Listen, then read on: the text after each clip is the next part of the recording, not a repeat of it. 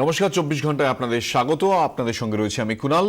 রাজারহাটের তরুণীকে তুলে নিয়ে গিয়ে শ্লীলতাহানির ঘটনা এবং রাতভর তল্লাশির পর গাড়ি চালক রকিকে গ্রেফতার করলো পুলিশ।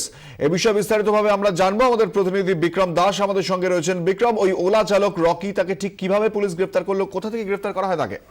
দেখো, গতকাল অভিযোগের ভিত্তিতে মামলা রুজু করে রাজারহাট থানার পুলিশ এবং তদন্ত শুরু করে। একদিকে যেরকম রাজারহাট থানা, অপরদিকে বিধাননগর পুলিশ কমিশনারের গোয়েন্দা বিভাগ, এবং রাতভর তল্লাশির পর এয়ারপোর্ট এলাকা থেকে গ্রেফতার করা হয় অভিযুক্ত ওলা চালক রকিকে, এবং তাকে ইতিমধ্যেই রাজারহাট থানায় নিয়ে আসা হয়েছে। এবং অপর অভিযুক্ত, কারণ এই ঘটনায় আরো একজন অভিযুক্ত ছিল, তার খোঁজে কিন্তু পুলিশ তল্লাশি অভিযান চালাচ্ছে। তাকে এখনো পর্যন্ত পুলিশ খুঁজে পায়নি। যেটা আমরা পুলিশ সূত্রে জানতে পারছি যে গতকাল যখন এই নাবালিকা সে অভিযোগ করে যে তাকে রাত্রিবেলা সে যখন শৌচালয়ে যায় তখন তাকে জোর করে তুলে নিয়ে যাওয়া হয় গাড়িতে, এবং তারপর প্রায় 3 ঘন্টা গভীর রাতে তাকে বিভিন্ন জায়গায় ঘোরানো হয়, এবং অবশেষে ভোর 4:30 নাগাদ তাকে চিনার পার্ক এলাকাতে নামিয়ে দেওয়া হয়। এরপরই কিন্তু নাবালিকা যেটা বলে যে তাকে যখন গাড়িতে জোর করে তোলা হচ্ছিল সেই সময় কিন্তু তার সোয়েটারের বাটন গুলো বন্ধ ছিল, কিন্তু যখন তাকে নামিয়ে দেওয়া হয় সেই সময় সে দেখে যে সোয়েটারের বাটন গুলো খোলা রয়েছে। এর মধ্যে গাড়িতে তার সঙ্গে কি হয়েছে সে বিষয়ে কিন্তু নিশ্চিতভাবে কোনো কিছু বলতে পারেননি এই নাবালিকা। তবে তিনি যেটা দাবি করেছেন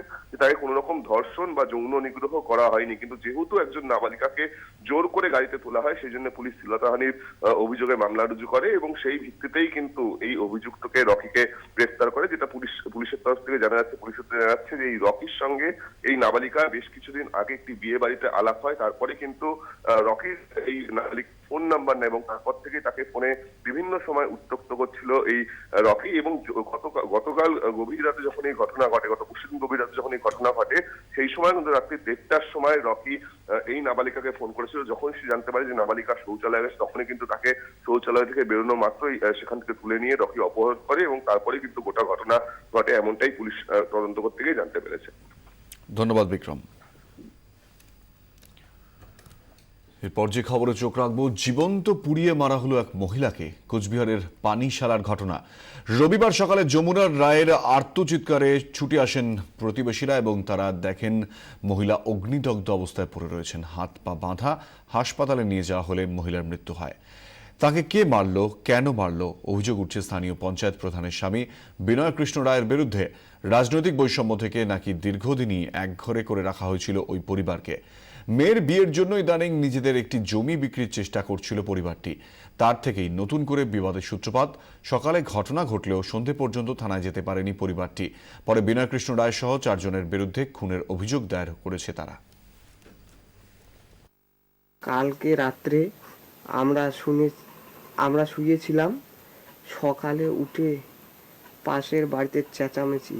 তারপর এক মহিলা এসে বলল তোর মা শরীরে আগুন দিয়েছে।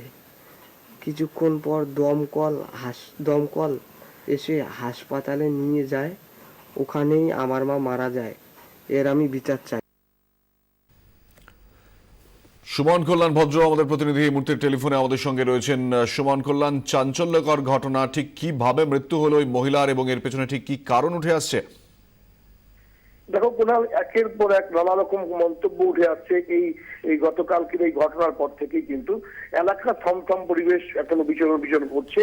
যেটা জানা যাচ্ছে, এবং পরিবারের যিনি মারা গেছেন তার পরিবারের যেটা অভিযোগ যে তারা গ্রেটার কুচবিহার পিপুলস অ্যাসোসিয়েশন পার্টির সমর্থক, এবং এই কারণেই গত বিধানসভা নির্বাচনের পর থেকেই এই পরিবারটিকে কার্যত একঘরে করে রাখা হয়েছে।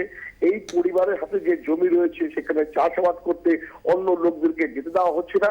এমনকি সাম্প্রতিককালে যে নির্মল বাংলা প্রকল্প চলছে, বিভিন্ন বাড়িতে যে সমস্ত বাড়িতে শৌচালয় নেই শৌচালয় দেওয়ার কাজ চলছে, সেখান থেকেও কিন্তু এই পরিবারটিকে এই সরকারি যে অনুদান প্রাপ্ত শৌচালয় তাকে কিন্তু দেওয়া হয়নি।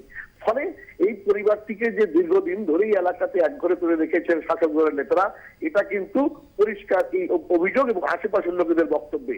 এই ঘটনার পর কালকে কিভাবে এই আগুন লাগলো, এখন সেই মহিলা কিভাবে আগুনে পুড়লেন, এবং যখন তার আগুনে পুড়ছেন তখন তার হাত পা বাঁধা, সেই অবস্থাটা কেন হচ্ছে সেটা কিন্তু পুলিশ তদন্ত করে দেখছে। ইতিমধ্যেই 4 জনের নামে অভিযোগ দায়ের করা হয়েছে। এরা প্রত্যেকজনই কিন্তু তৃণমূলের অত্যন্ত প্রভাবশালী নেতা। পানিশালা অঞ্চলের যিনি প্রধান তার স্বামীও রয়েছেন তার মধ্যে। ফলে একটা বড় সড়ো তৃণমূলের আশেপাশে সুমন, যেটা এক্ষেত্রে উঠে আসছে যে মেয়ের বিয়ে দেওয়ার জন্য ইদানিং একটা জমি বিক্রির চেষ্টা করছিল পরিবারটি, এই বিষয়টি কিভাবে যুক্ত এই ঘটনার সঙ্গে? দেখো, যেমন চাষাবাদে বাধা দিচ্ছিল এই পরিবারটিকে, তেমনি জমি বিক্রি করাটা প্রয়োজন ছিল বিবাহের জন্য। ফলে জমি কেউ কিনতে আসছিলেন না, এমনটাই কিন্তু তারা অভিযোগ করেছে যে জমি বিক্রি করবো, অথচ ক্রেতা নেই। কেউ ক্রেতা এলে তাদেরকে সরিয়ে দেওয়া হচ্ছে। মানে কোনোভাবেই যেন এরা কোন রকম সুবিধে করতে না পারে, কোন রকম থেকে বঞ্চিত হয়, এইটা কিন্তু ক্রমাগত এদেরকে করা হচ্ছিল। সম্প্রতি এই সমস্ত বিষয় নিয়ে একটি মামলাও তারা মামলার পথে যায় এই পরিবারটি। তারপরেই কিন্তু আরো আক্রোশ এই পরিবারের উপরে হয় এবং যেটা শোনা যাচ্ছে যে তার থেকে এই ঘটনা ঘটতে পারে, এমনটা কিন্তু আশপাশের মানুষ এবং পুলিশ কিন্তু প্রাথমিকভাবে মনে করছেন। তবে তদন্ত চলছে, আরো বিশদে এগুলো পুলিশ বা প্রশাসনের কর্তারা বলতে পারবেন। এই মুহূর্তে কোনো গ্রেপ্তারের খবর নেই 24 ঘন্টার ঘটনা হয়ে যাওয়ার পরেও। একেবারে সুমন কল্যাণ ভদ্র আমাদের প্রতিনিধি এই মুহূর্তে টেলিফোনে আমাদের সঙ্গে ছিলেন।